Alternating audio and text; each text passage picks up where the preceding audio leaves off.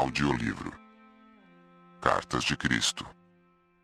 Endereço na internet: www.cartasdecristobrasil.com.br. Traduzido por Almenara Editorial. Endereço na internet: www.almenaraeditorial.com.br. Todas as cartas e outros materiais recebidos de Cristo por este canal foram, desde o princípio, postadas na internet, para facilitar a rápida difusão mundial da informação. Ele diz: Eu vim para retificar as interpretações errôneas que foram feitas a partir dos meus ensinamentos quando eu era conhecido como Jesus, na Palestina, há 2000 anos. Ele também diz: Em vista das pessoas se encontrarem no limiar de uma crise mundial de enormes proporções, é vital para a sobrevivência que eu, o Cristo, possa alcançar todos aqueles que queiram escutar. Você pouco sabe a respeito dos verdadeiros processos da criação nos quais você mesmo tem papel principal. É imperativo que os entenda suficientemente bem para que seja capaz de tomar parte na implementação de uma visão mais elevada para toda a humanidade. É impossível para minha consciência espiritual tomar uma forma humana. Para poder falar diretamente a você, desprogramei e preparei uma mente receptiva e obediente para receber minha verdade e transcrevê-la em palavras. Ela é meu canal.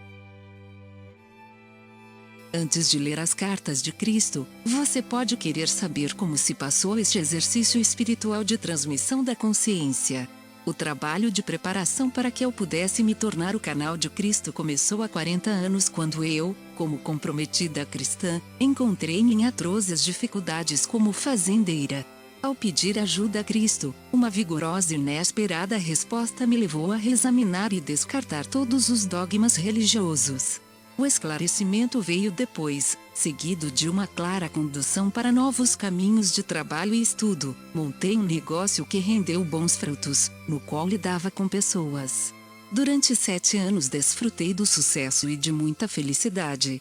Para crescer na compreensão espiritual, logo passei por diversas experiências humanas muito traumáticas. Após muito sofrimento, e de forma dolorosa, aprendi suas lições e as transcendi espiritualmente. Uma noite, em resposta a uma prece pedindo orientação, a presença de Cristo se tornou realidade e me deu prova irrefutável de sua identidade. Ele falou comigo por 1 hora, enviando fortes ondas de amor cósmico através do meu corpo e me deu uma breve descrição do ensinamento que iria receber e do que finalmente realizaria.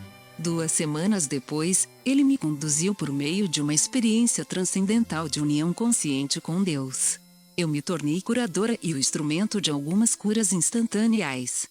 Entre 1966 e 1978, num importante ponto da minha vida, em resposta aos meus questionamentos, Cristo instruiu-me nos princípios científico-espirituais, agora explicados por ele em suas cartas. Em 1975, experimentei uma noite de visões descrevendo eventos desde 1983 até 1994, os quais todos aconteceram de fato. Eu estava novamente sendo avisada que haveria mais trabalho para fazer no futuro. Após muitas e variadas adversidades, sempre aliviadas pela minha forte conexão com Cristo e minha profunda compreensão e experiência pessoal da primeira causa, fui trazida para meu lar atual. Aqui, nos últimos 20 anos, tenho vivido uma vida cada vez mais solitária, algumas vezes num contato claro e próximo com Cristo e outras vezes afastada para reforçar minha fé e paciência nos períodos de aridez espiritual.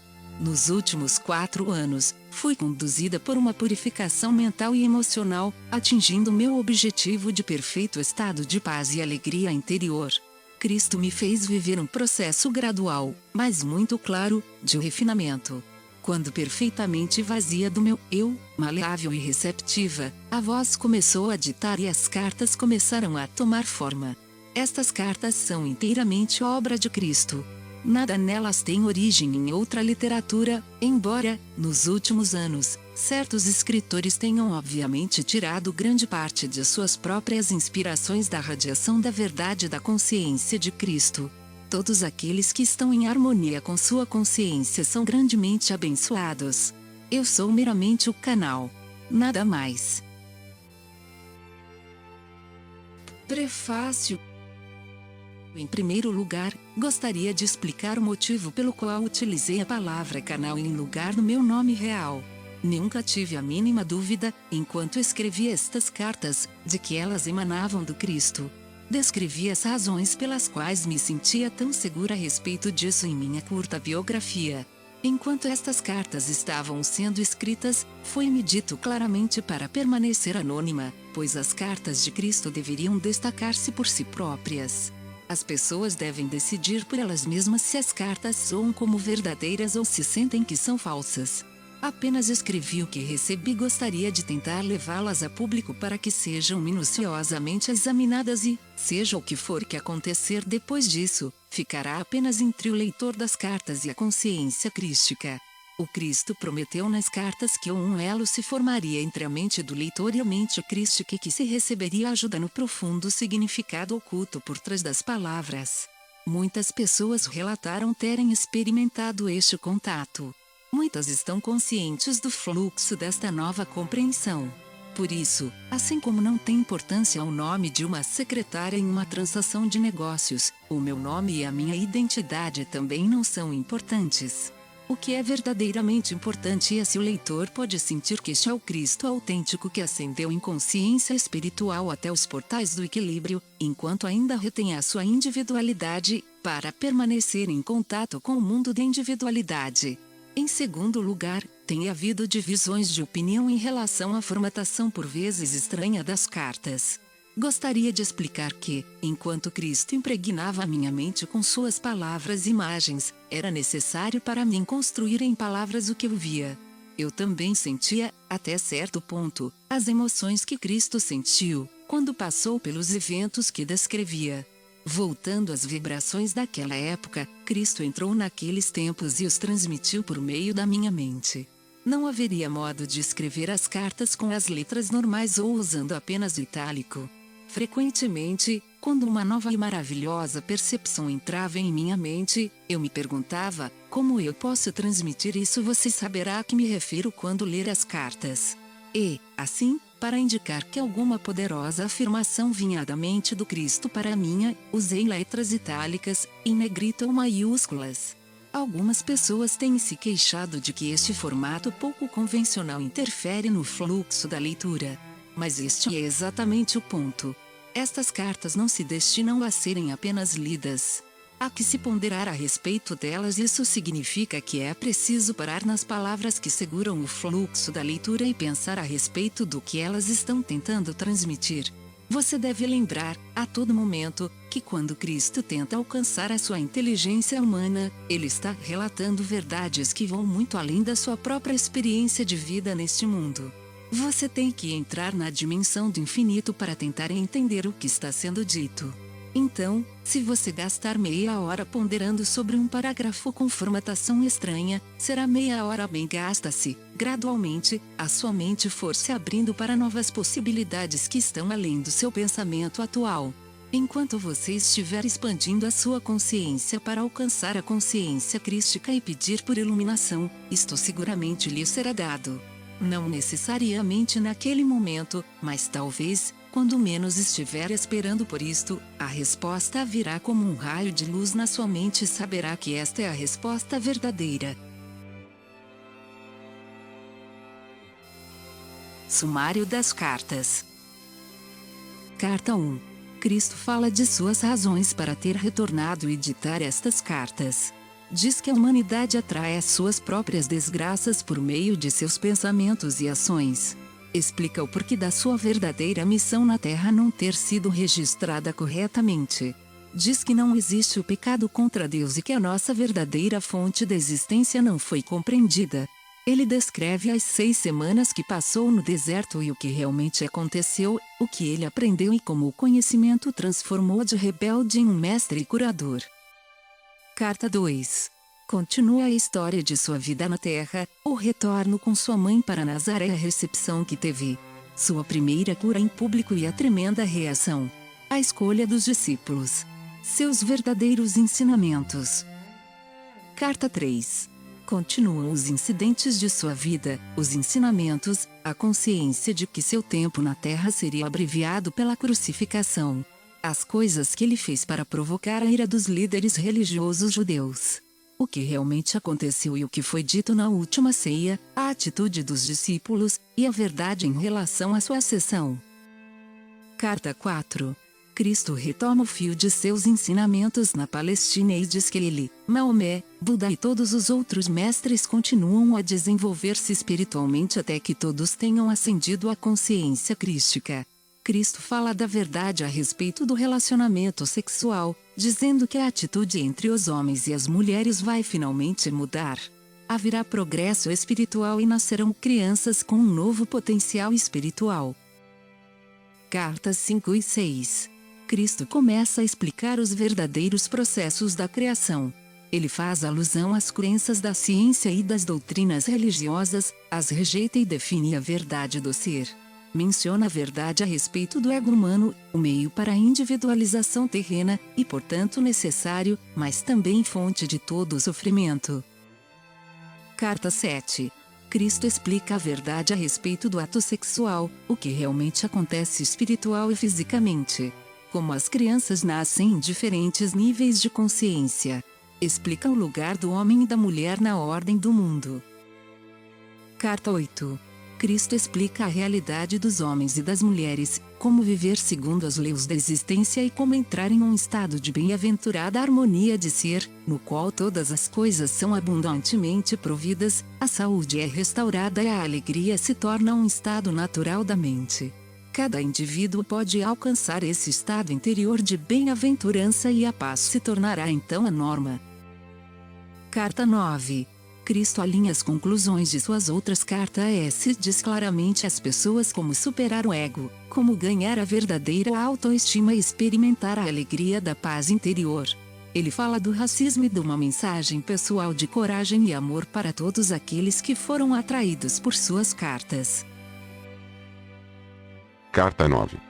Eu, o Cristo, venho por meio do canal destas cartas porque não posso voltar em forma corpórea, ou adquirir personalidade humana novamente, uma vez que resido em dimensão superior, e sou, eu mesmo, constituído de tão finas e elevadas frequências vibratórias de consciência, que nenhuma forma humana poderia conter a minha consciência espiritual.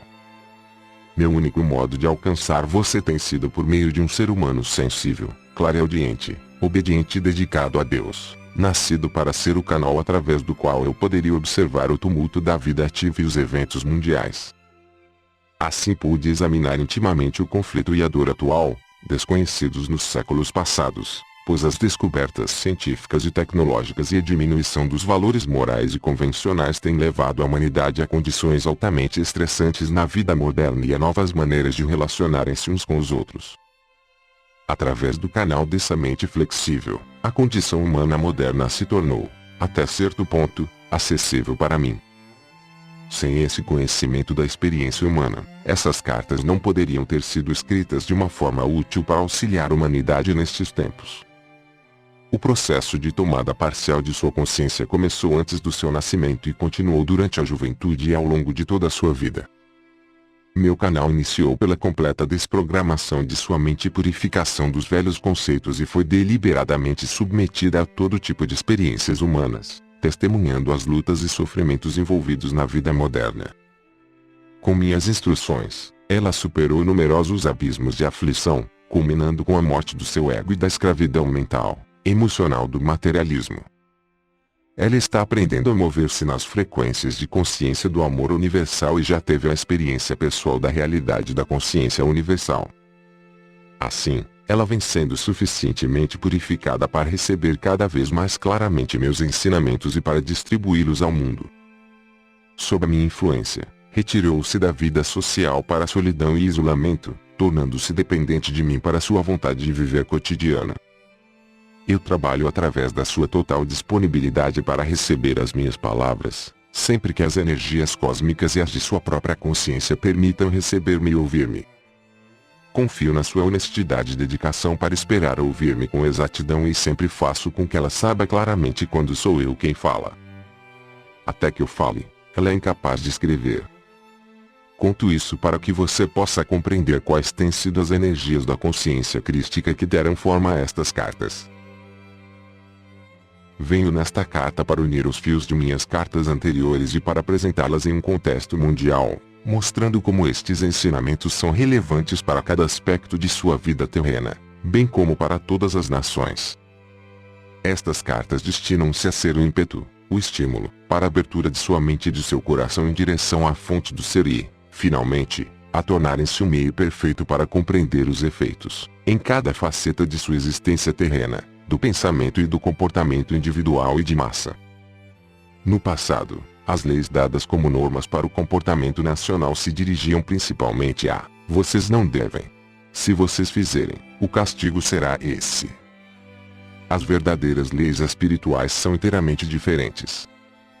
As leis espirituais são expressas desta forma: uma vez que você e o lugar de sua existência terrena foram criados desta maneira, se você trabalha em harmonia com as leis de sua existência, você abrirá seu sistema inteiro de alma, mente, emoções, corpo e circunstâncias pessoais para o fluxo constante da consciência divina, sua força vital. Os frutos do seu comportamento disciplinado retornarão para abençoá-lo e torná-lo cheio de saúde, harmonia e prosperidade. Se, por outro lado, você ignora as leis da existência e continua vivendo da mesma maneira que vivia antes de ter recebido esta mensagem, então a sua vida continuará sendo marcada pelo tumulto, condições climáticas difíceis, pragas nas colheitas, desastres econômicos, privação de alimentos e uma vida estressante. Eu tenho falado através destas cartas, expressamente, para permitir que você alcance um verdadeiro e constante estado de paz mental, amor espiritual, alegria e cura interior da mente, das emoções e do corpo físico. Você já deve ter compreendido que este era também o único propósito que existia por trás da minha missão com as pessoas na Terra, mostrar como elas mesmas estavam criando a sua própria miséria. As igrejas cristãs vêm ensinando que você foi criado por Deus, que deve adorar e agradar a Deus respeitando as suas leis. Mas isso não é verdade. Adorar a Deus é um rito pagão. Quando as pessoas adoram a Deus o colocam em separado e acima delas, inalcançável e para ser temido, pois quem sabe que mal ele poderá enviar à terra se as pessoas não agirem de acordo com a sua vontade. Porém essa não foi a mensagem que eu trouxe à terra. Eu falei do Pai que o satisfaz todas as necessidades, que responde quando é chamado, que cura quando pedimos para fazê-lo, que está dentro das pessoas ao mesmo tempo em que é transcendente a elas, o que significa que o Criador é universal. A religião judaica ensinava que somente os sumos sacerdotes poderiam aproximar-se do Santo dos Santos e fazerem súplicas pelo povo. A população só poderia aproximar-se de Jeová através dos sacerdotes, trazendo pássaros e animais para que fossem oferecidos em sacrifício, queimados para apaziguar Jeová pelos pecados das pessoas. Através desses meios, os judeus obtinham o perdão dos pecados. Eu ensinei repetidas vezes às pessoas que elas receberiam o perdão do Pai para os seus pecados segundo a sua própria boa vontade para perdoar os outros, pois seria dado a elas de acordo com a sua própria semeadura. Eu também ensinei as pessoas a se aproximarem do Pai diretamente e a rezarem de forma simples, pedindo aquilo que necessitassem para suas vidas. Assegurei que elas seriam ouvidas e as suas súplicas respondidas, desde que fossem feitas com fé total, sem nenhuma dúvida em suas mentes.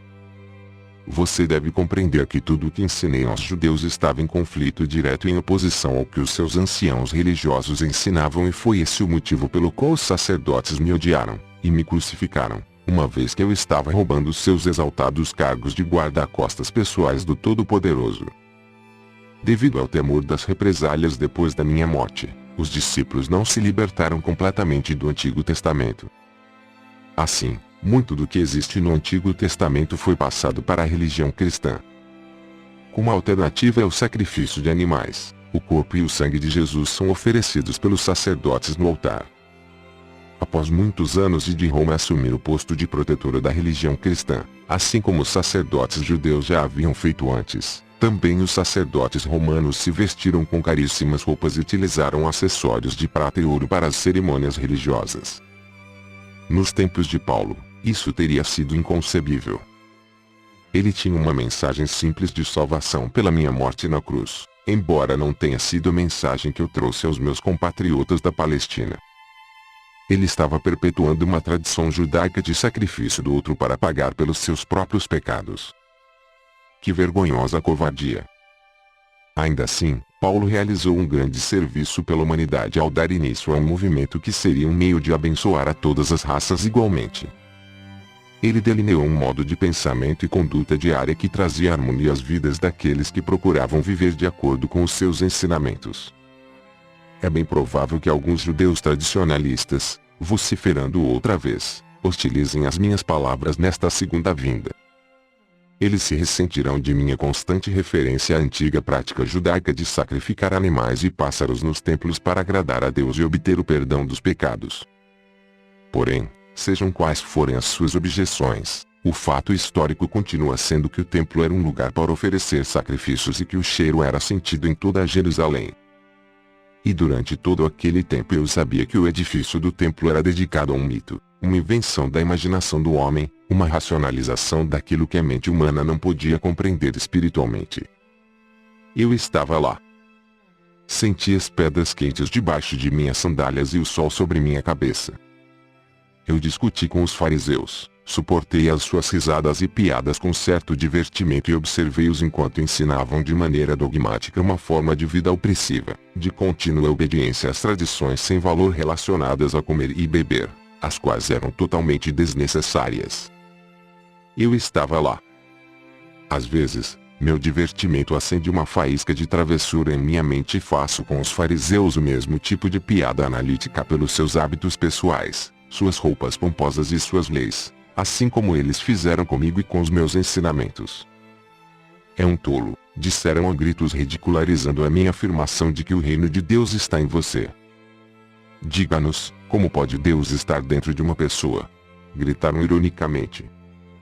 Usando uma chuva de argumentos pejorativos, invocaram os profetas e compararam seus conceitos do Todo-Poderoso Jeová com as minhas descrições do Pai simples que se importava até com os pássaros. Como poderia ser isso? Perguntavam, se as aves eram sacrificadas regularmente no templo para pagar os pecados dos homens. Moisés teria estabelecido tais práticas sagradas de sacrifícios com o fogo, se as aves e os animais tivessem alguma importância aos olhos do Todo-Poderoso. Eu ficava impassível diante de seus ataques verbais. Eles só tinham a convicção da tradição judaica para apoiar as suas afirmações, enquanto minha mente havia sido impregnada com o verdadeiro conhecimento da existência em si, durante as minhas experiências iluminadas no deserto. Foi-me dada a compreensão da universalidade e da boa vontade criadora do Pai que me permitiu perceber e fazer coisas que nenhum sumo sacerdote, fariseu, saduceu ou escriba jamais poderia fazer. Uma vez que eu compreendi a natureza de nossa fonte do ser, poderia com confiança impor as mãos sobre um homem paralítico e levantá-lo, restituindo a sua plena saúde.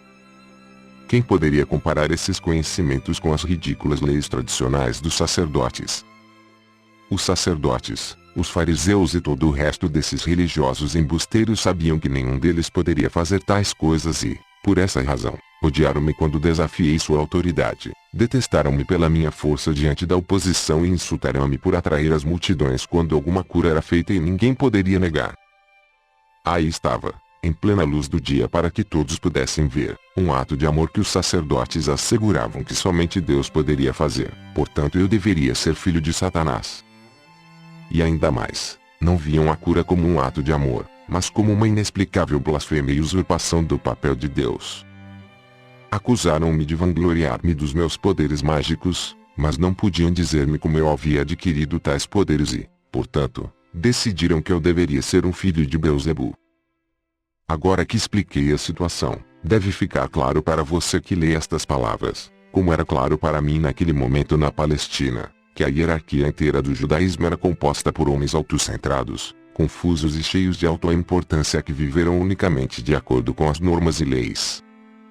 Quando desafiados a usar suas mentes e seus cérebros, não puderam lidar com isso e caíram em espasmos emocionais de virulenta indignação. Era de se espantar que no momento em que fui levado ao conselho, mantivesse a tranquilidade e me negasse a comunicar com mentes tão obtusas. Sim, realmente estive ali na Palestina, há 2000 anos. Vivi entre os homens e mulheres simples que haviam sido ensinados a temer Jeová de uma maneira muito real e que estavam obcecados com o pagamento dos sacrifícios na fogueira, para afastarem o castigo imposto pelos seus pecados. Eu fui criado e doutrinado no medo de Jeová, mas havia nascido para despertar os judeus do seu longo sono de mitos e falácias, para livrá-los de sua opressiva história de guerras e derramamento de sangue, de disputas e discussões, da exigência de uma cabeça pela perda de um olho, do esconder e varrer para baixo do tapete os pecados que não tinham importância se não fossem descobertos. E se fossem descobertos, então todo o peso da lei mosaica cairia sobre a cabeça do pecador sem compaixão ou misericórdia, nem sequer um pensamento hesitante sobre as verdadeiras circunstâncias que envolviam a transgressão. Como eu havia nascido com a missão de abrir as mentes e os corações dos judeus à realidade que deu a eles a vida e o ser, desde pequeno rejeitei os ensinamentos judaicos. Algo profundo e secreto do meu instinto espiritual rebelava-se contra a antiquíssima intenção judaica de deixar que outro ser vivo carregasse a responsabilidade e pagasse o preço pela sua própria teimosia e pecado. Mais do que isso, eu não podia aceitar que um Deus, que supostamente havia criado tal mundo maravilhoso, se alegrasse com o sacrifício pelo fogo de parte de sua própria criação, a qual ele provia abundantemente. Era-me impossível ter respeito por tais crenças e práticas sem lógica. Depois da iluminação no deserto, cresceu apaixonadamente minha rejeição às tradições judaicas. Da mesma forma que vim com um corpo humano há 2000 anos para resgatar a nação judaica de um monumento de práticas religiosas artificiais, opressivas e inventadas pelos homens, venho agora através do canal destas cartas, distribuídas no mundo inteiro. Venho para deixar absolutamente claro que a religião cristã de nenhuma forma reflete a minha verdadeira mensagem crística, nem como eu havia ensinado na Palestina, nem neste momento, no qual as cartas provocarão a fúria e a condenação dos cristãos ortodoxos. A religião cristã, tal como se apresenta neste momento, é simplesmente uma miscelânea de pensamentos confusos provenientes das recordações seletivas dos meus discípulos, das conceituadas pregações de Paulo e de outros escritos antigos. Mais tarde, quando faltava ao cristianismo o efeito visual impactante dos deuses e deusas romanos, a religião cristã foi ornada com recursos teatrais convenientes para impressionar aqueles que o império eclesiástico de Roma desejava atrair para o seu cercado. Posteriormente esse império impôs às pessoas crédulas tributos monetários ainda mais injustos do que os impostos exigidos pelo secular Império Romano sobre as nações conquistadas. Nem mesmo César exigia pagamento para que as almas ganhassem a sua entrada no céu. Talvez você se pergunte por que sou tão explícito em minha repulsa ao judaísmo e ao cristianismo. É vital para o sucesso da distribuição de minha mensagem crística, que as pessoas compreendam plenamente a verdadeira natureza das religiões que mantiveram a humanidade presa em suas garras até o século XX. Enquanto não se derem conta das bases míticas nas quais edificaram todas as suas convicções, será difícil para as pessoas se livrarem das suas crenças tão amadas. Por favor, entenda que, quando faço tais afirmações me refiro à religião cristã, aos princípios da fé, ao dogma e à teologia. Não me refiro àquelas grandes almas espirituais que buscaram e continuam buscando a Deus e a verdade para além do dogma e das crenças. Muitas dessas pessoas têm recebido a minha inspiração em suas mentes e corações, mas têm medo de deixar suas preciosas crenças. Estão bloqueadas pelas práticas religiosas. É chegada a hora para que se desprendam delas e cresçam em espiritualidade e compreensão de sua verdadeira fonte do ser e para que levem as suas congregações com elas. As igrejas cristãs de todas as denominações, digo, despertem. É chegada a hora de despertarem de um longo e artificial sono em que a razão foi suprimida pelas tradições hipnóticas e emocionais. Estas foram transmitidas através dos séculos por uma sucessão de pessoas reivindicando serem a autoridade mais elevada sobre tudo o que eu ensinei na Palestina.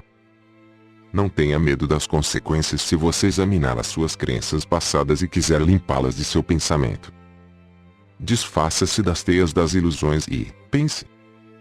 Quando os pregadores cristãos aceitarem plenamente que eu, o Cristo, retornei verdadeiramente para falar com as pessoas do mundo inteiro como um raio iluminado do Oriente ao Ocidente, e estiverem dispostos a ensinar a minha verdadeira mensagem em seus púlpitos, verão suas igrejas se encherem novamente de pessoas ansiosas por encontrar e estabelecer contato com a realidade que os levará a viver em total harmonia com a verdade de seu ser. Por outro lado, vocês pregadores da religião que deliberada e egocentricamente continuarem a ensinar o dogma do cristianismo para manter as aparências e os seus salários, verão sua religião morrer de morte natural durante os próximos 30 anos e serão abandonados pelas suas congregações que já estão sentindo que as suas palavras são apenas palavras, nelas não há vida espiritual. Vocês verão suas igrejas tomadas por aqueles que perceberam que eu mesmo de fato voltei à humanidade para mostrar o caminho para encontrar o reino dos seus e nele entrar. Também haverá aqueles cujas posições de autoridade estarão ameaçadas pelas cartas de Cristo, minhas cartas. Existirá uma oposição poderosa. Haverá calúnias de todo tipo através de todos os meios de comunicação por pessoas que não têm escrúpulos para provocar a ira do público e ganhar dinheiro com o sensacionalismo destrutivo e vingativo. Quero dizer que, quanto maior for o alvoroço mundial, maior será a velocidade com que minhas cartas alcançarão e convencerão aquelas pessoas que estão cansadas das antigas crenças e que por fim ouvirão a simples verdade do ser. Elas rapidamente responderão ao seu amor e ao chamado para que deixem os níveis inferiores da consciência humana e para que iniciem a sua ascensão rumo aos níveis espirituais mais elevados, onde começarão a experimentar o primeiro influxo de paz e contentamento interior. Haverá conflitos em toda a indústria do espetáculo, pois mais e mais pessoas reconhecerão, e se voltarão contra, a violência e a degradação com a qual toda a sua consciência mental, emocional e corporal tem sido alimentada por degenerados obcecados pela ideia de fazer o fortuna. Esses vampiros espirituais compreenderam a estranha fascinação pelo profano e pelo macabro de pessoas ignorantes que vêm sendo enfraquecidas com a segurança, o conforto e o luxo do século XX e que já não encontram nenhuma satisfação em si mesmas. Elas necessitam de excitação para estimular sua consciência esgotada. Se a vida das pessoas fosse verdadeiramente tão horrível como são aquelas mostradas nos programas de entretenimento a que elas assistem diariamente, dariam as costas às suas telas em busca de algo mais bonito e tranquilo para descansar seu sistema nervoso torturado. E se você refletisse com sinceridade sobre as condições atuais de sua vida, perceberia que estas já se transformaram em uma amedrontadora imagem espelho do que toda a indústria do espetáculo deu a você nos últimos 50 anos. As pessoas vêm sendo alimentadas com os piores cenários possíveis pelo cinema, TV, livros e a mídia sensacionalista e se queixam de que a sensação de segurança de que antes desfrutavam agora foi destruída. Vejo as pessoas na Terra atualmente protegidas por trás de cercas elétricas, muros altos, vigiadas por guarda-costas que traiçoeiramente assassinam as pessoas que estão sob os seus cuidados. Vejo homens e mulheres que antes caminhavam sem medo à noite pelas ruas das cidades e pelas trilhas nos campos, agora se trancarem atrás de portas de segurança, temerosos dos mais desprezíveis e brutais ataques. Vejo povos traumatizados pelos seus próprios compatriotas. Vejo genocídio, revoluções, bombardeios, assassinatos e matanças gratuitas de todo tipo. Os que são assassinados passam para as suas próximas existências ainda traumatizados pelo choque da morte inesperada. Eu os vejo e os auxilio se eles são capazes de me ver e receber. Muitas e muitas pessoas estão longe de estar preparadas para passar a uma forma de existência mais elevada e, portanto, permanecem nas sombras até que se libertem através do renascimento. A vida na Terra transformou-se no inferno que vocês descrevem na televisão, nos cinemas e na literatura. Por quê? Porque a chamada cultura civilizada permite que a brutalidade, em todas as suas formas pervertidas, entre nos lares por meio de sua televisão, produzindo o estímulo, a excitação e a violência. Vocês assim o quiseram, e agora o têm na sua forma mais real, em suas próprias experiências diárias. Ninguém está imune a estes males que vocês fizeram recair sobre vocês mesmos. Você se espanta que eu, o Cristo, tenha vindo neste tempo para explicar o que você tem feito consigo mesmo. Como seria possível para alguma encarnação espiritual do amor permanecer alheia a tal agonia do espírito e deixar de prestar ajuda quando a ajuda é possível? Como já disse antes, não estou sozinho em meu trabalho. Enquanto falo por meio destas cartas, eu falo por todos os mestres. Cada mestre está auxiliando aqueles que seguem seus ensinamentos na Terra. Cada mestre está chamando seus seguidores para que leiam, prestem atenção, rezem com o fim de poder absorver a verdade que existe nestas páginas. Esforcem-se para purificar seus pensamentos e ações e se transformem na personificação do amor para todos. Estas cartas desencadearão um tempo de mudanças. Quando as pessoas despertarem verdadeiramente para o que tem sido feito com as suas consciências em todo o mundo pelos magnatas ambiciosos, inescrupulosos e degenerados, elas sentirão muita raiva. O público começará a reconhecer as formas insidiosas e distorcidas pelas quais vem sendo seduzido para que caia nas redes da abominação. E eu, o Cristo, devo dizer que quando isso acontecer você não achará a palavra abominação antiquada e fora de moda. Você perceberá claramente a diferença entre as formas, palavras, de consciência vivificantes e os padrões de consciência destrutivos. Você irá se rebelar e nacionalmente chamará as formas de consciência destrutiva, de abominações.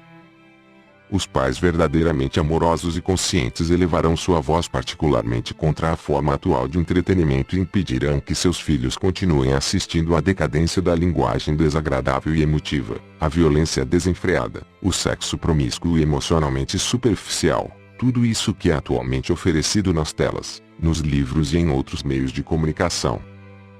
A sua sociedade está repleta destas criações de consciência, baixas e desprezíveis, que são transferidas para as vidas e atitudes humanas. Os pais também perceberão que uma vez que as formas de consciência criadas nas mentes de seus filhos são as bases em constante expansão para a vida futura deles como adultos, deverão começar a pesquisar os valores éticos ensinados nas escolas. Os pais não se preocuparão mais com as religiões ensinadas nas escolas, pois estas interessarão apenas a uma minoria, mas estarão seriamente interessados no tipo de filosofia para a vida, nas atitudes, nas reflexões, nos conflitos e nas afirmações apoiadas ou toleradas nas escolas do futuro, tanto pelos professores quanto pelos alunos.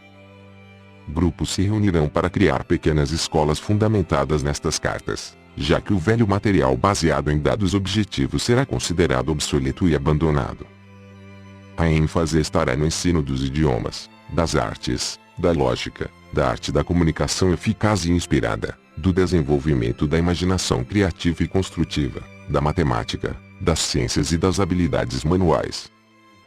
Os programas de ensino serão centrados no desenvolvimento da capacidade de distinguir o mito da verdade, para que se possa perceber claramente os valores mais elevados a serem adotados e apreciados e a maneira mais produtiva e construtiva de aplicá-los na vida, a fim de melhorar as condições pessoais, as da nação e as do mundo em geral. Também se ensinará às crianças a serem mais competentes naquelas ciências e habilidades manuais que as tornarão capazes de trabalhar com alegria e com sucesso no campo de atividade que escolherem. As crianças serão acompanhadas com uma nova aura de atenção e amor e será mostrado a elas como podem contribuir para tais interesses e para o amor na sala de aula.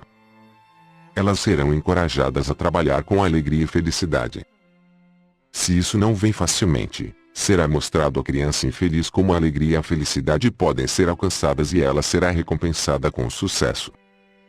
As pessoas serão valorizadas de acordo com o seu compromisso na busca de níveis mais elevados de pensamento espiritual e de sua dedicação em servir os interesses dos menos favorecidos e da comunidade em geral.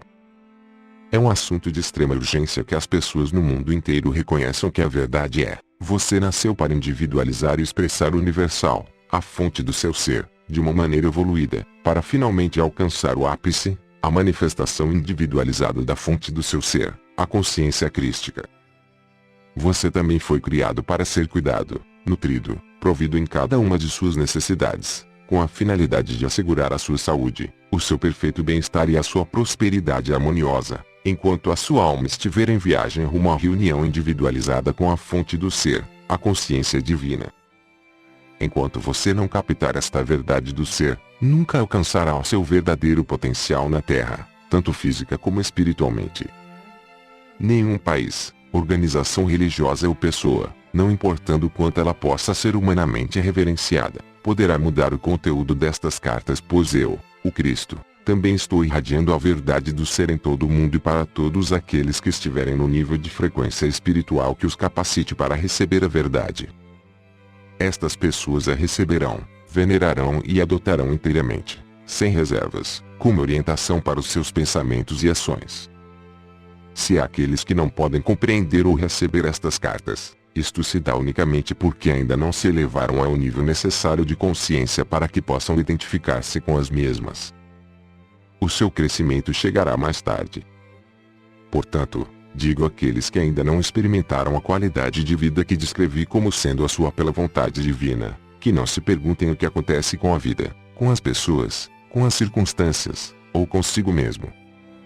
Olhem para os seus próprios processos de pensamento, suas próprias atitudes diante da vida, seus sentimentos em relação aos outros e a si mesmos, e descubra em que tipo de pensamentos e expectativas você entra normalmente. Eles desenvolvem uma força de energia de consciência poderosamente criativa que você está emitindo durante o dia todo. Isso atrairá para você tudo o que teme e espera. Às vezes, a forma negativa de consciência criativa está profundamente enraizada em seu subconsciente, implantada ali há muitos anos em função de certas circunstâncias. Ou então o impulso de consciência criativa negativa pode ter vindo de uma vida anterior. De qualquer modo, se você tem passado por más experiências constantes, examine o seu estado interior e verifique qual tipo de expectativas negativas o seu subconsciente armazena. Procure saber ainda quais são os seus sentimentos e atitudes em relação aos outros. Você vive consistentemente em harmonia com as leis da existência.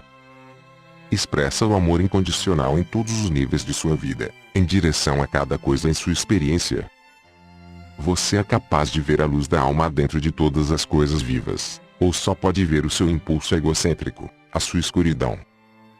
Você percebe que as pessoas a quem hostiliza ou critica, eu, o Cristo, tenho por elas o mais elevado amor e compreensão todo o tempo. Para aqueles que você está rejeitando, eu estou irradiando meu amor incondicional. Sempre tenha em mente que a fonte do seu ser está em dois estados, no equilíbrio e na atividade. O estado ativo de sua fonte do ser é a dimensão na qual você foi concebido e recebeu a individualização. O equilíbrio da consciência universal é a dimensão da perfeita quietude e silêncio, na qual os impulsos de criatividade subjacentes estão unidos em um abraço de mútua contenção. Quando você percebe, aceita e compreende plenamente que em cada sessão de aprendizagem em sua escola na Terra você sempre tem acesso à divina inteligência amorosa que resolve todos os problemas de maneira perfeita, você é elevado além do alcance do pânico e da dor. Você resolve seus problemas rápido e suavemente e percebe que as suas próprias reservas de sabedoria e conhecimento vão aumentando de muitas maneiras. Deste modo você evolui em cada nível do seu ser. O meu propósito, ao vir até você por meio destas cartas, tem sido de mostrar a maneira de viver em harmonia com as leis da existência para ajudar a evitar a dor desnecessária, as limitações e privações causadas por sua ignorância das leis. Porém também quero registrar em sua consciência que todas as pessoas estão sujeitas aos ritmos em suas vidas. Você passa por períodos de elevação nos quais um influxo de bênçãos traz todas as coisas que desejou e você se sente em um pico de felicidade e sucesso humanos. Você exulta. E depois vem um tempo em que de repente o ritmo da vida muda, os recursos diminuem, as relações se tornam difíceis e precárias, a sua carreira profissional tem uma queda ou aparecem obstáculos que o deixam estagnado durante muito tempo. Talvez você se pergunte, que mal eu fiz? Anteriormente você trabalhou com muito sucesso dentro das leis da existência, mas agora existem desafios diários e nada do que você pensa ou faz alivia verdadeiramente a tensão de sua vida cotidiana. Quando esses momentos chegarem, se chegarem, permaneça com o coração e a mente tranquilos, e saiba que continua recebendo vida e orientação da consciência divina, apesar das aparências contrárias e das agonias superficiais. Nesses momentos é essencial que você se retire e faça um balanço dos modos pelos quais você pode ter vacilado na consciência durante os períodos elevados, e reforce a sua dependência da consciência divina. Sem esses períodos sombrios de depressão, você não cresceria espiritualmente. Eles têm uma mensagem especial para você, portanto não dê lugar ao desespero e amargura. Ainda que se sinta frágil, esse é o seu inferno de autodescoberta e renovação interior que no final mostrará ser uma bênção ainda maior do que as que teve nos períodos elevados. Tome coragem e não perca a fé. Espere pacientemente até que o inverno, gradualmente, dê lugar à sua primavera espiritual novamente. Persevere em repouso e com confiança à espera do momento em que novamente a vida divina fluirá em sua mente, coração e vida terrena, e tudo que havia desejado comece a manifestar-se em sua experiência.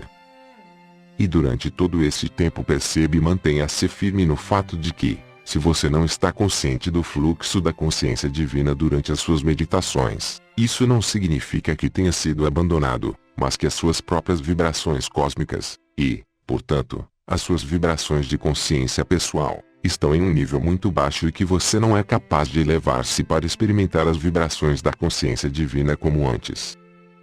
Ainda que você não sinta essas vibrações, tenha certeza de que sempre está envolto nelas e no amor divino.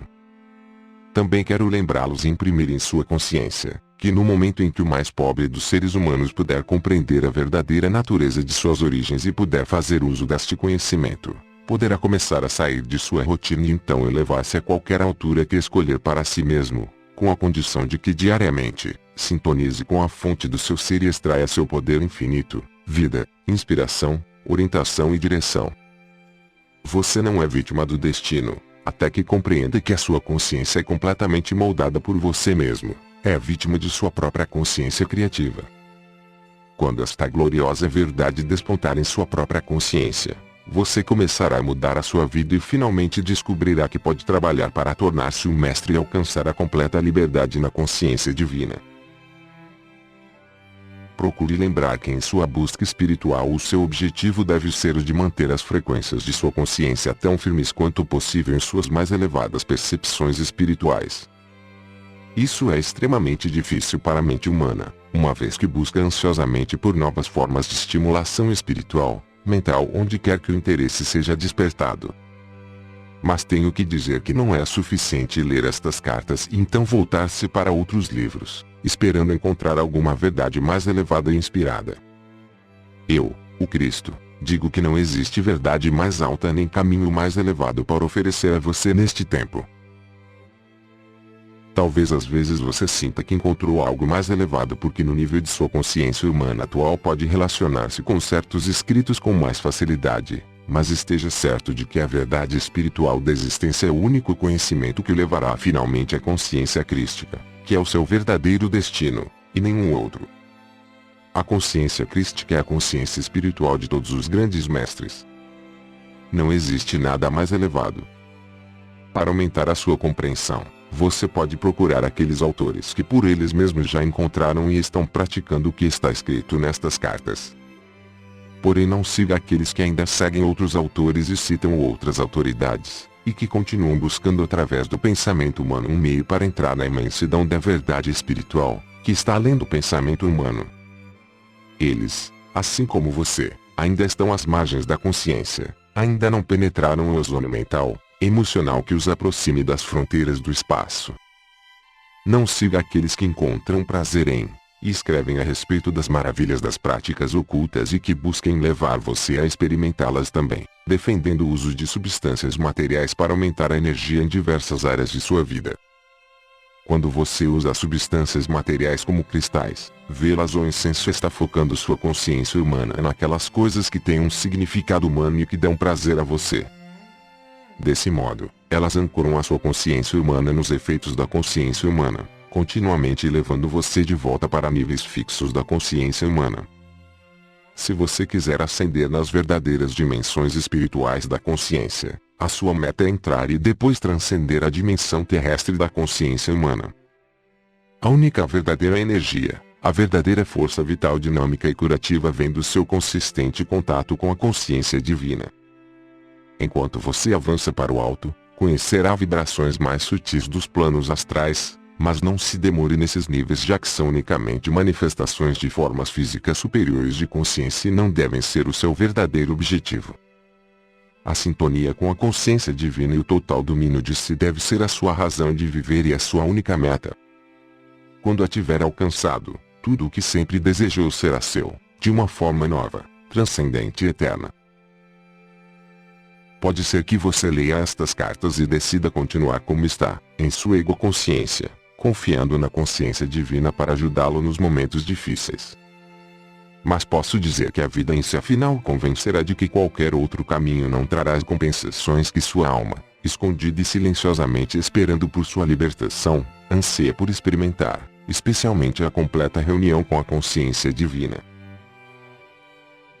O maior presente que você pode dar a si mesmo, ou a qualquer outra pessoa, é o de aceitar com gratidão em sua própria mente, e o de procurar infundir em outras mentes receptivas, a plena compreensão inspirada de quem você e eles realmente são e o que pode verdadeiramente acontecer quando você e eles abandonam a sua própria vontade e buscam na fonte do seu ser por ajuda, orientação e a satisfação de todas as suas necessidades. Torne-se uma luz para si mesmo, e para quem quiser recebê-la. Entretanto, ninguém pode absorver um ensinamento com o estômago vazio. Portanto, se você está procurando ensinar aos materialmente pobres, certa quantidade de nutrição física deve ser fornecida para ajudar no processo do desenvolvimento evolutivo físico e espiritual. Esteja disponível para dar e saiba que enquanto dá, você se torna parte do sistema de dar e receber do universo inteiro. É impossível dar e não receber em troca, a menos que você mesmo acredite que vive somente dos ganhos de seu trabalho, de sua conta bancária e de seus investimentos. Quando se acredita nisso, então é isso que se experimentará. Até que as pessoas despertem verdadeiramente e abram seus olhos para a plena compreensão de que todos são a individualização da fonte do seu ser, que são uma combinação dos impulsos perfeitos de criatividade e amor, elas permanecerão atraídas pela sedução do materialismo, pela satisfação dos desejos do corpo e o desejo de promover-se em detrimento dos demais, o que vai desde apossar-se do que é dos outros e greves nos negócios e na indústria, até sérias desarmonias nos relacionamentos, assassinatos, estupros e guerras. Sempre que uma pessoa impõe seu ego em detrimento do outro, a discórdia e a raiva se instalam. Esta é a lei primordial da existência que deve ser divulgada no mundo todo. Como então, a natureza humana poderia lutar diariamente para viver num mundo naturalmente dominado pelo impulso egocêntrico, o irresistível desejo de autossatisfação? A resposta está na minha afirmação: faça aos outros o que gostaria que fizessem a você. Esse é o primeiro passo para superar o impulso egocêntrico. Quando estiver envolvido em uma discussão, que se conceda plena justiça a ambas as partes.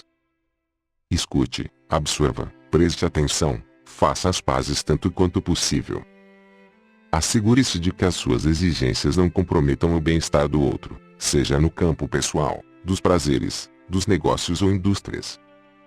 Lembre-se de que como você se comporta com os outros, eventualmente eles se comportarão com você. Recorde que os seus pensamentos, palavras e ações de hoje tomarão forma em suas experiências nos próximos dias, meses ou anos. Às vezes a semente leva anos para crescer e transformar-se em colheita, e até lá você terá esquecido o que semeou. Mesmo assim, esteja certo de que aquilo que fizer hoje voltará para você de uma forma semelhante, ainda que você não reconheça ou perceba a conexão. O que você gostaria que as pessoas dissessem a respeito de seus erros? Diga-o, pense-o, a respeito dos erros que os outros possam cometer, sejam eles amigos ou desconhecidos. Ofereça a aceitação e o perdão que você gostaria de receber. O que é o verdadeiro perdão? É um estado de compreensão tão clara do outro e das razões do seu comportamento que você pode dizer com toda a honestidade: não há nada para perdoar. A lealdade, bondade e generosidade que você gostaria de receber quando está em dificuldades, ofereça aos outros quando estiverem lutando com pesados fardos.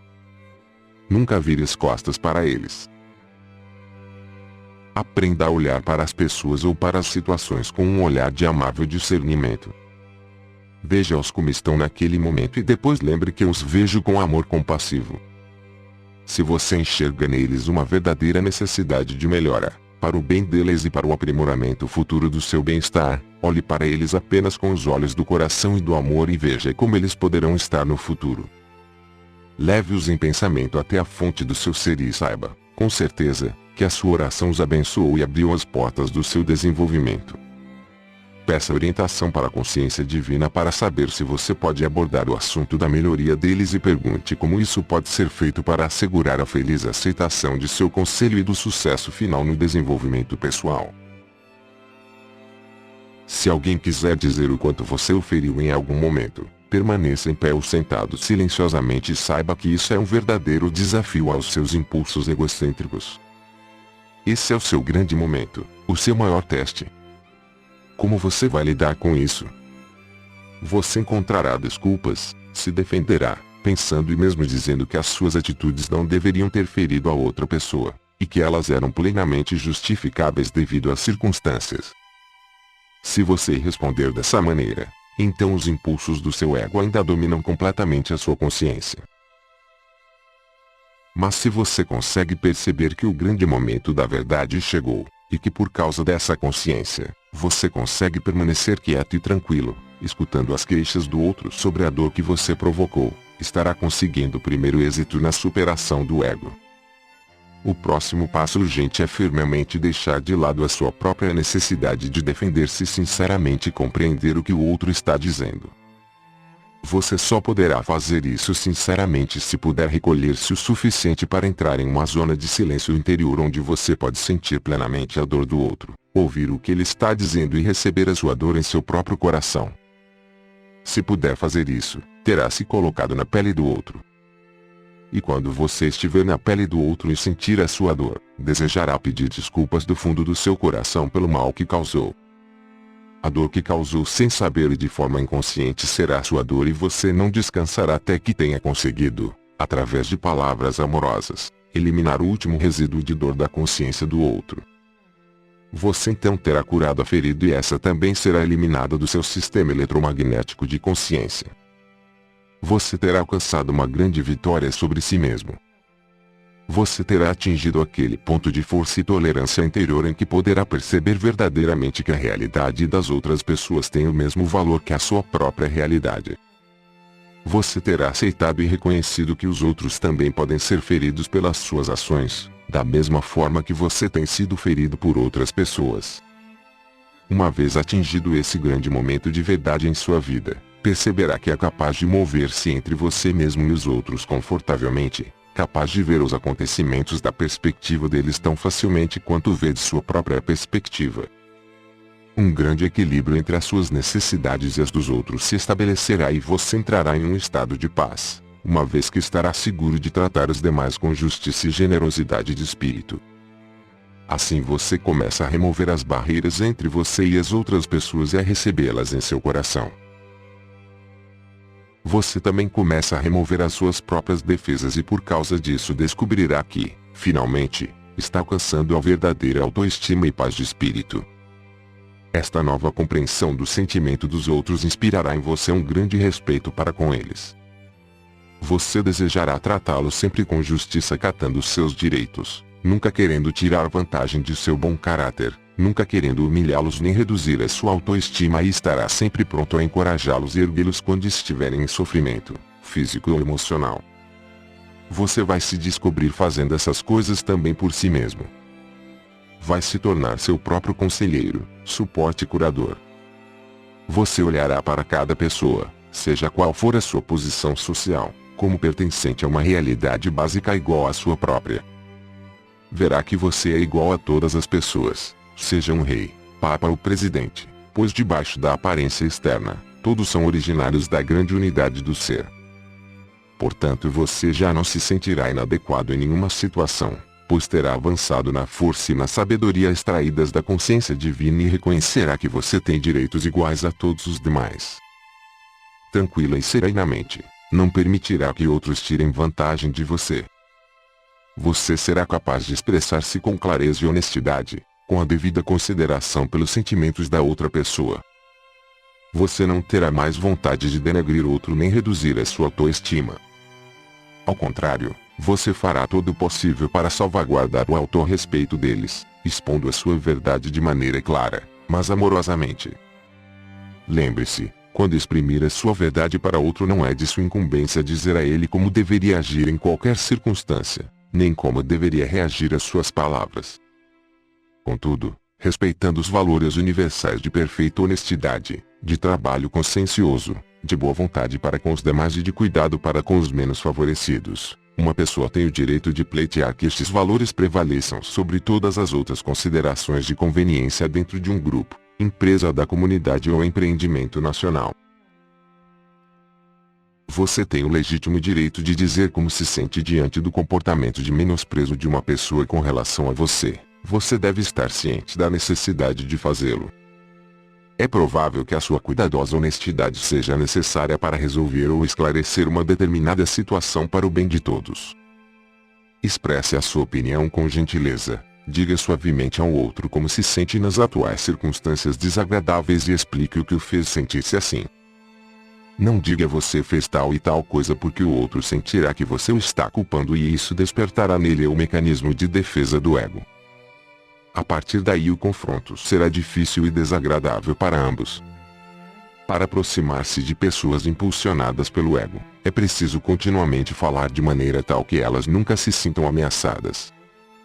Essa é a arte da comunicação amorosa e você só pode aprendê-la por erros e acertos e prática constante. Cada vez que você domina o seu ego, se torna mais fácil um relacionamento com os outros, porque você está alcançando uma compreensão da função do ego em todas as pessoas. Com o passar do tempo e da gradual libertação das garras do impulso egocêntrico, você perceberá, cada vez mais, que pode escutar os outros com empatia de alma e amor.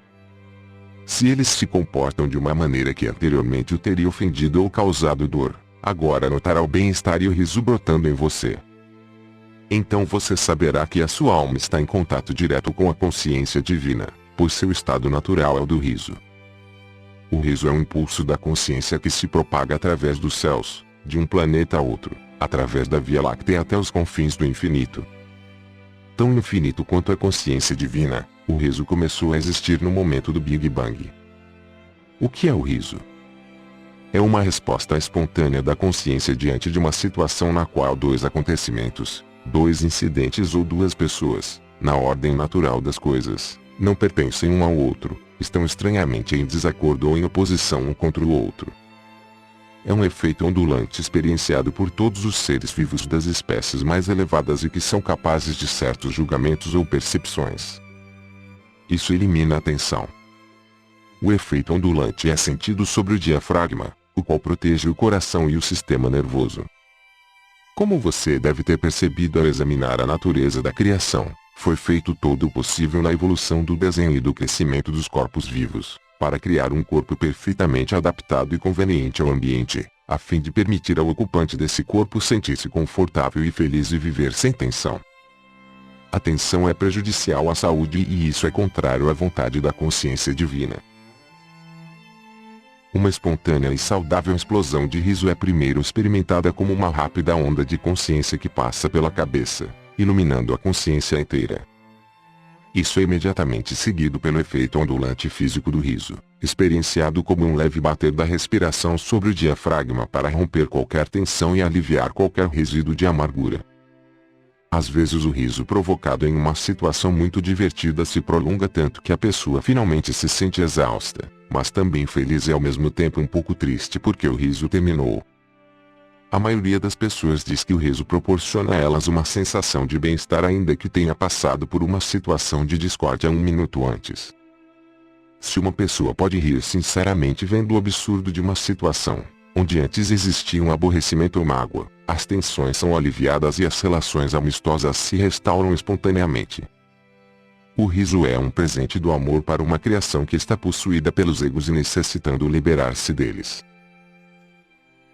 À medida que o impulso egocêntrico diminui gradativamente sua pressão sobre a mente e as emoções, você descobrirá que o riso brota espontaneamente e traz uma maravilhosa sensação de libertação.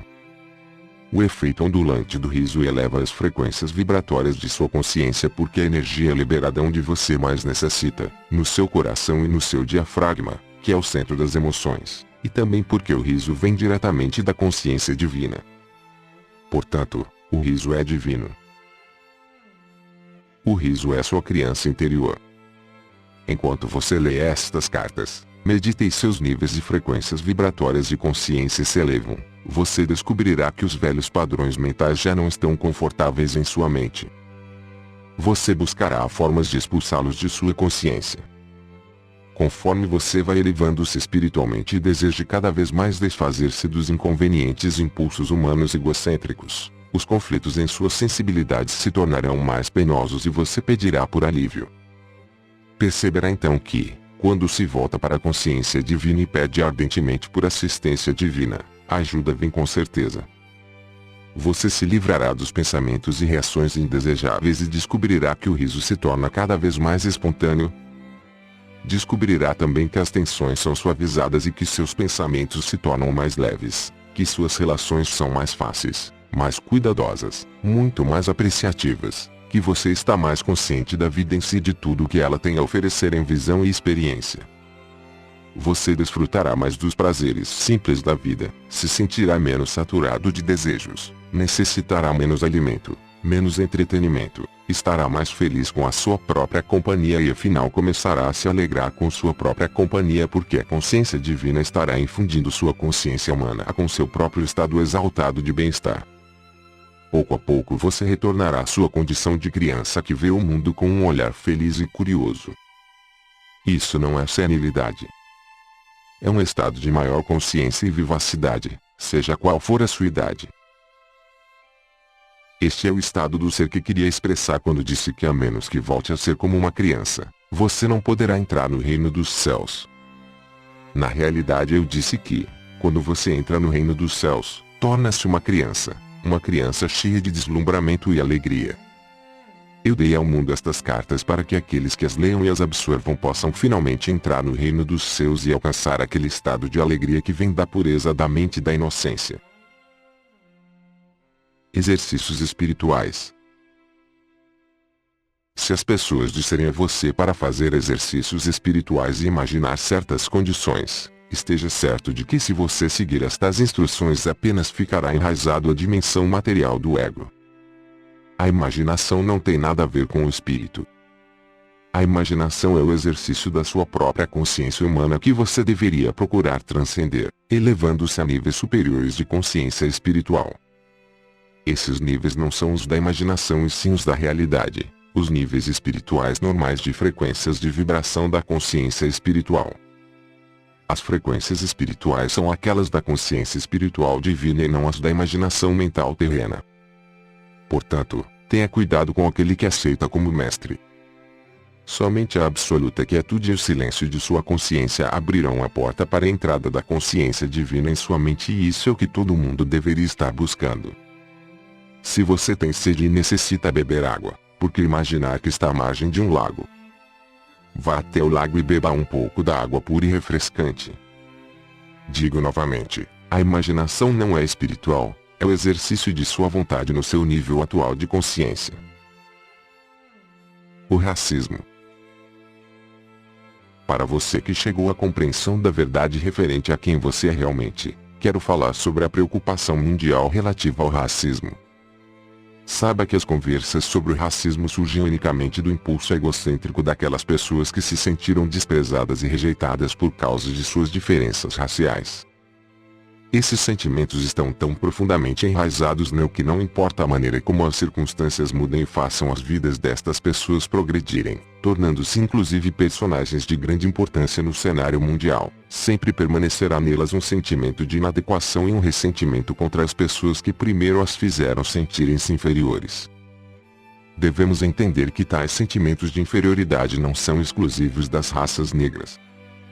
Esses sentimentos de extrema humildade são experimentados pela maioria das pessoas que estão sujeitas ao sistema de castas na Índia, as distinções de classe na cultura europeia e naqueles países onde as diferenças se tornam verdadeiras montanhas de separação entre uma pessoa e outra. Esses sentimentos dolorosos e debilitantes de posição inferior são experimentados até mesmo pelas chamadas altas personagens que nunca se sentem totalmente à vontade em suas posições de autoridade. Essa sensação de inadequação e falta de valor contamina a raça humana como um todo, não importando qual seja a posição, raça ou educação que o indivíduo possa ter. A sensação de falta de valor surge em grande parte da mais profunda compreensão da psique de que o comportamento egocêntrico é contrário aos elevados princípios da existência humana. Quando esse impulso natural e inato de falta de valor é reforçado pela proximidade com outras pessoas que aparentemente gozam de mais prestígio ou que têm mais sucesso, então esse sentimento natural de inadequação assume conotações atormentadoras. O único meio para superar os dolorosos sentimentos de rejeição étnica existentes mesmo em pessoas bem-sucedidas na vida é alcançar a clara compreensão de que se não tivesse havido revoltas étnicas, deslocamentos, a chegada de forasteiros e estranhos com suas diversas línguas, culturas, processos educativos e a submissão aos seus estados e seus modos de vida naturais, as diferentes raças não ocupariam agora as posições de responsabilidade e de status mundial como algumas alcançaram no momento atual.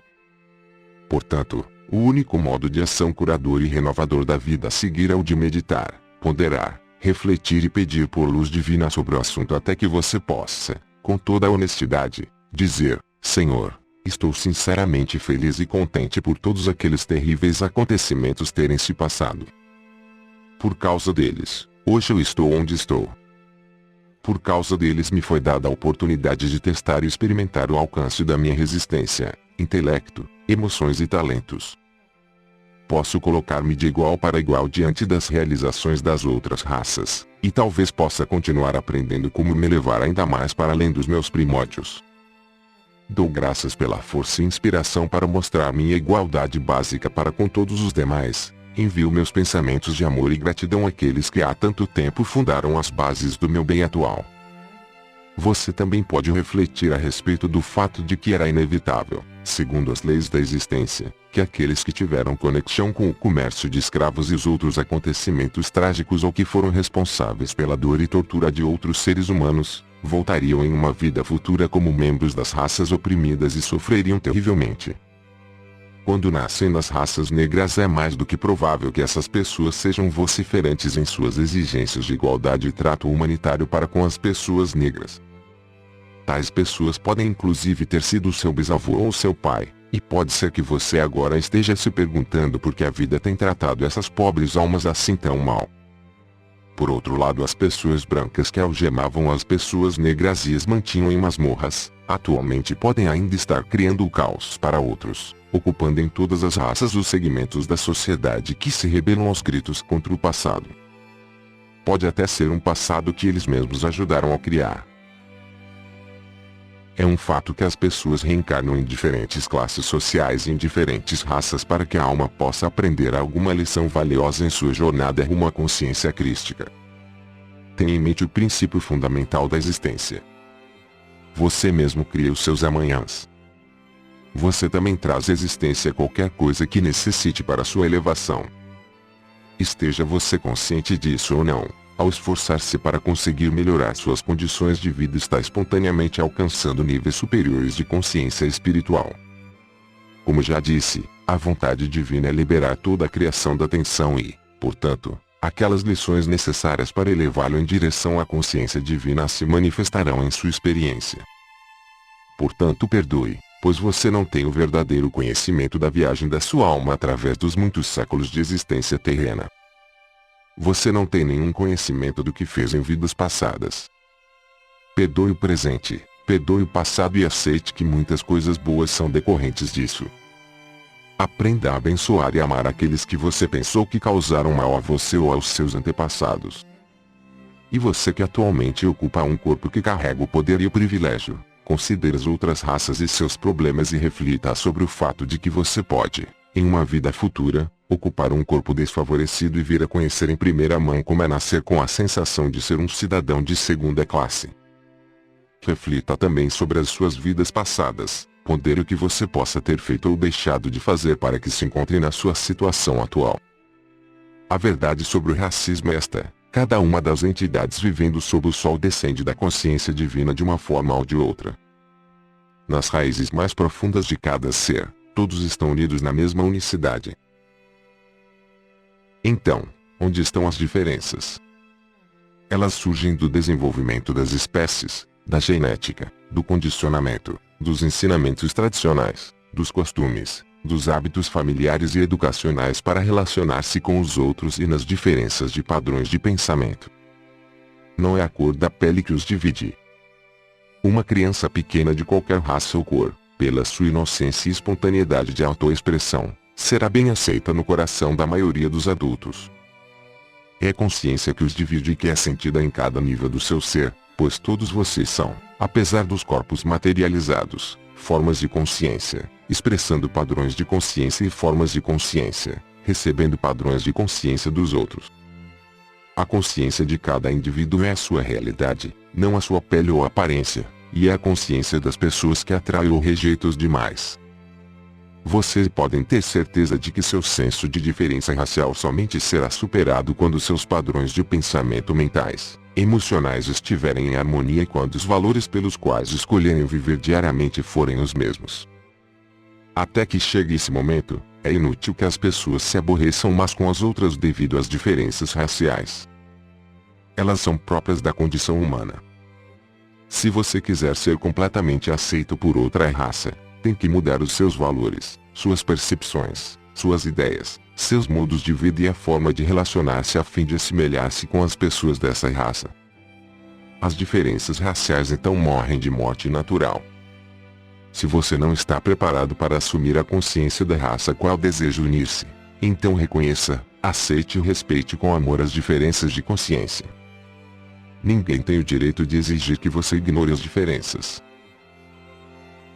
O mais importante de tudo, escolha os padrões mais elevados que o mundo tem a oferecer, trabalhe para abraçá-los e utilizá-los e todas as cores de pele mostrarão uma nova beleza interior a qual ninguém será capaz de resistir. Então todas as pessoas de boa vontade se unirão em perfeita harmonia. A aparência física de cada cor mudará e também se revestirá de uma nova beleza interior. Quando estas cartas tiverem sido distribuídas no mundo inteiro e grupos de pessoas se reunirem para viver segundo as leis espirituais da existência, tais grupos perceberão que estão vivendo vidas harmoniosamente protegidas, ainda que possa existir o caos ao redor deles. Por toda parte, aqueles que se reunirem para aprender como entrar e viver, na totalidade do ser a que chamei de um reino dos seus há 2000 anos, descobrirão sem dúvida que suas circunstâncias de vida mudarão. Encorajo-os vivamente a se reunirem aos domingos para conversarem sobre as muitas bênçãos recebidas, agradecerem sinceramente de todo o coração e elevarem suas mentes em louvor daquele que lhe deu o ser. Meditem juntos para que através de suas mentes atraiam a consciência divina à consciência mundial, a fim de que a natureza do divino possa, cada vez mais, impregnar a natureza da psique mundial com o seu próprio amor transcendente. Estes grupos emitirão uma energia de consciência espiritual que influenciará as energias mentais ao redor. Eu gostaria que recordassem que o mundo não estava numa situação tão perigosa quando as igrejas em todo o planeta se reuniam aos domingos para adorar a Deus. Esse tempo já passou. Vocês não adorarão mais a Deus. Vocês construirão uma forte compreensão da consciência divina universalmente presente. Sua universalidade e a extensão de sua criatividade estarão cada vez mais firmemente enraizadas em suas mentes por meio do louvor sincero. No silêncio e na quietude vocês se dirigirão à consciência divina e amorosamente a convidarão para tomar posse de suas mentes e de seus corações. E assim, pouco a pouco vocês serão unificados e a consciência divina se apossará cada vez mais do mundo tal como era sua primeira intenção. Reencarnação. Muitos perguntarão como é que no momento da concepção uma alma pode ser extraída da consciência divina e que o corpo em si pode ser usado em seu tempo de vida como veículo de autoexpressão pela alma que está pronta para reencarnar. Quando uma alma está pronta para entrar na Terra para o seu período seguinte de aprendizagem terrena, essa alma é atraída para os pais que possam oferecer as condições que permitirão a ela dar o próximo passo necessário para avançar na evolução espiritual. No momento da concepção, a antiga alma impregna sua consciência pessoal com as vidas anteriores e o progresso espiritual passado, e ela se torna a alma do óvulo fertilizado. Algumas mães quase que de imediato se tornam conscientes de uma consciência estranha dentro delas. A nova consciência que a mãe concebeu em seu útero às vezes afeta profundamente a sua maneira de pensar, a sua gravidez e seu estado de saúde. Uma vez nascido o bebê, a mãe sente que o seu estado normal foi restaurado. As mães sensíveis frequentemente experimentam um conhecimento da direção que tomará a vida do seu filho e supõem que esse conhecimento nasceu dos seus próprios desejos para o bebê. A reencarnação não é acidental ou desprovida de um plano consistente dirigindo sua ação. O propósito é sempre o de proporcionar à alma que realiza a sua jornada, muitas e diferentes experiências que ampliarão em conhecimentos terrenos a bagagem oculta da alma. Isso origina estimulantes e necessárias mudanças de cenários, de personalidades de família, de ambiente, de características adquiridas geneticamente. Porém o tênue fio da jornada da alma sempre estará enterrado na mente subconsciente e sairá para influenciar a presente encarnação, ainda que a pessoa desconheça isso por completo. Portanto, é possível que as características, os pontos de vista fortemente enraizados ou as ambições apaixonadas venham perpetuando-se de uma encarnação a outra. Às vezes as ambições são formadas em uma vida e se manifestam com êxito somente na próxima encarnação, em condições inteiramente diferentes. Em tais casos, antes do renascimento, uma alma deve esperar até que as condições mundiais favoreçam o sucesso de suas ambições ocultas. Se imaginarmos uma alma mergulhando em um tanque vermelho, saindo tingida de vermelho, entrando na vida como uma pessoa vermelha, com todas as características e tendências naturais da raça vermelha, educada desde a infância a viver uma vida vermelha, você compreenderá que essa alma deixa essa vida com muito vermelho em sua consciência. Em seguida ela mergulhará em um tanque azul e emergirá azul, com todas as características do azul e o estilo de vida das pessoas azuis. Quando partir novamente deste mundo terá acumulado facetas de consciência azul misturadas com vermelhas. Assim acontece, vida após vida, a mesma alma crescendo através de suas diferentes experiências de cores, religiões, posição social, casamentos, sexos, países, política, até que finalmente desperta para tudo o que vem acontecendo e decide que está cansada das diversas combinações de cores, e quer somente ascender em direção à luz. Começa então, o seu verdadeiro caminho espiritual. Gradativamente, passando de uma vida para outra, se desfaz do vermelho, azul, amarelo, verde, preto, marrom e púrpura acumuladas em suas vidas passadas, até que por fim, liberada de todas as ilusões e falsos conceitos dessas vidas, a alma dá um passo para a luz e a reencarnação não é mais necessária. A alma está forte, cheia de recursos, criativa, mas sua individualidade está intacta e ela começa a ascender nos diferentes níveis de luz espiritual para além das frequências vibratórias do mundo. Como disse nesta carta, estou sempre com você, irradiando na consciência a verdade do ser. Quanto mais você ler estas cartas, mais estará consciente da minha presença e do meu amor. Através deste contato, meus amorosos propósitos para com você serão cumpridos. Somente você poderá romper o contato. Estou irradiando amor, não importa o que você sinta. Deixo para você o meu amor e o meu desejo de uma rápida jornada rumo à luz espiritual. Fim da carta 9. Se gostou do conteúdo dessa carta, convidamos você a ouvir o texto complementar número 1. Acesse na internet www.cartasdecristobrasil.com.br. Somos profundamente gratos ao Pai, Mãe, Vida, pelo auxílio na produção deste audiolivro.